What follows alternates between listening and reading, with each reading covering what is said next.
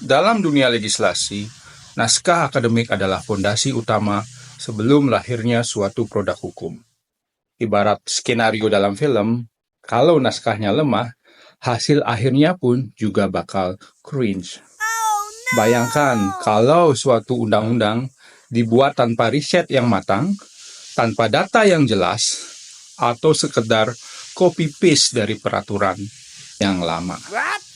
Sayangnya, di Indonesia, beberapa naskah akademik yang seharusnya menjadi rujukan ilmiah malah lebih mirip rangkuman tugas akhir mahasiswa yang dibuat dadakan.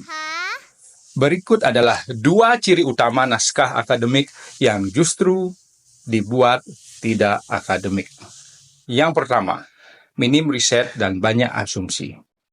Beberapa naskah akademik yang seharusnya berlandaskan pada data empiris malah dipenuhi asumsi subjektif. Misalnya, dalam pembahasan aturan tentang ekonomi digital, naskah akademiknya memuat spekulasi tanpa kajian yang kuat. Seperti contohnya, transformasi digital di Indonesia berjalan dengan baik dan meningkatkan kesejahteraan masyarakat. Kalimat seperti ini terdengar optimistik, tetapi tanpa data yang solid, ini hanya sekedar klaim kosong. Yang kedua, copy-paste tanpa analisis.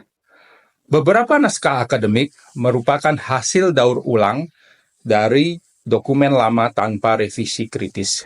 Ia hanya menyalin dokumen lama tanpa proses evaluasi atau pembaruan secara substansial.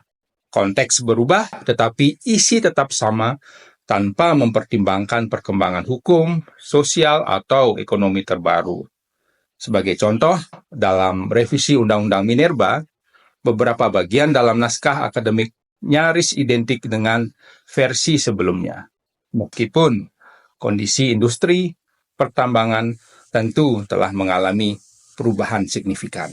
Naskah akademik bukan sekedar formalitas sebelum suatu produk hukum dibuat.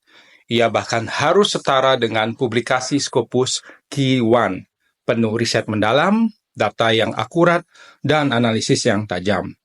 Jangan sampai produk hukum yang mengatur kehidupan 200 jutaan orang didasarkan pada naskah akademik yang dibuat asal-asalan.